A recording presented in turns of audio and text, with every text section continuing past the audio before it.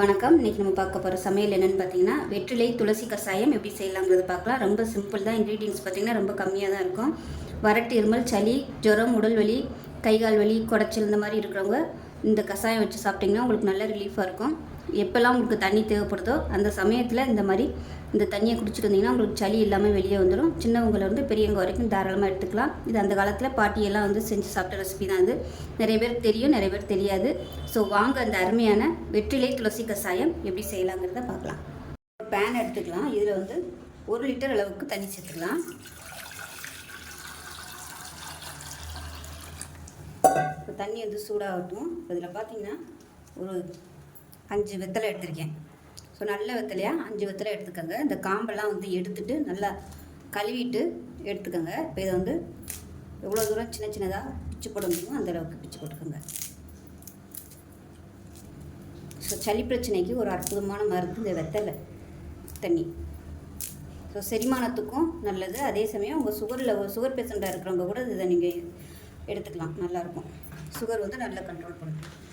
ஒரு 1/2 table spoon அளவுக்கு மிளகு.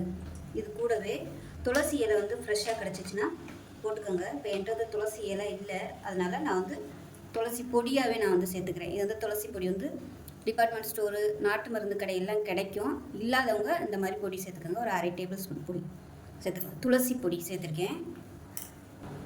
இது கூடவே கற்பூரவள்ளி இலை கிடச்சிச்சின்னா வெத்தலை மாதிரியே அதையும் பிச்சு போட்டுக்கோங்க. அதாவது ஓமவள்ளின்னு சொல்லுவாங்க இல்லையா, அதையும் கூட நீங்கள் இதோட சேர்த்து கொதிக்க விட்டுக்கலாம். இது கொஞ்சம் கொதிக்கட்டும். ரொம்பலாம் வத்த விடணும்னு அவசியம் இல்லை. லைட்டாக ஒரு நிமிஷம் கொதிச்சிச்சினாலே போதும். தலைன்னு கொதிக்க விட்டுட்டு அமர்த்தி வச்சிடலாம். அமர்த்தி வச்சுட்டு எப்பப்போ உங்களுக்கு தண்ணி தாகம் எடுக்குதோ அந்த சமயம் ஃபுல்லாக நீங்கள் இந்த தண்ணி கொஞ்சம் எல்லாம் சூடாகவே குடிச்சிட்டு வந்தீங்கன்னா உங்களுக்கு நெஞ்சில் உள்ள சளி மோஷன் வழியாகவே போயிடும். இது சின்னவங்கலேருந்து பெரியவங்க வரைக்கும் தாராளமாக சாப்பிட்லாம். ரொம்பவே ஆரோக்கியமான ஒரு கஷாயம். ரொம்ப சிம்பிளான கஷாயம், எல்லோரும் தெரிஞ்சுக்க வேண்டிய ஒரு கஷாயம். ஸோ இப்போ மழை சீசனில் இந்த மாதிரி பசங்களுக்கு சளி பிடிச்சிருந்துச்சுன்னா செஞ்சு கொடுங்க. தொண்டை வலி, தொண்டை சளி, நெஞ்சு சளி இந்த மாதிரிலாம் இருந்துச்சுன்னா இது நல்லா கேட்கும். கொதிக்கட்டும். இப்போ பாருங்கள், தண்ணி நல்லா கொதிக்க ஆரம்பிக்குது. இன்னும் கொஞ்சம் நல்லா கொதிக்கட்டும்.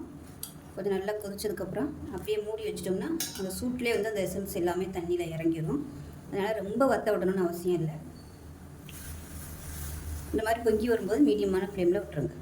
1 நிமிஷம் அப்படியே கொதிக்கட்டும். நல்லா இந்த கஷாயம் காய்ச்சல் இருக்கிறவங்க கூட இந்த கஷாயம் எடுத்துக்கலாம். இருமல், சளி, காய்ச்சல், கை கால் உளைச்சல் எல்லாத்துக்குமே இந்த கஷாயம் கேட்கும். சுகர் பேஷண்ட்டாக இருந்தீங்கன்னா கூட தாராளமாக நீங்கள் இதை எடுத்துக்கலாம்.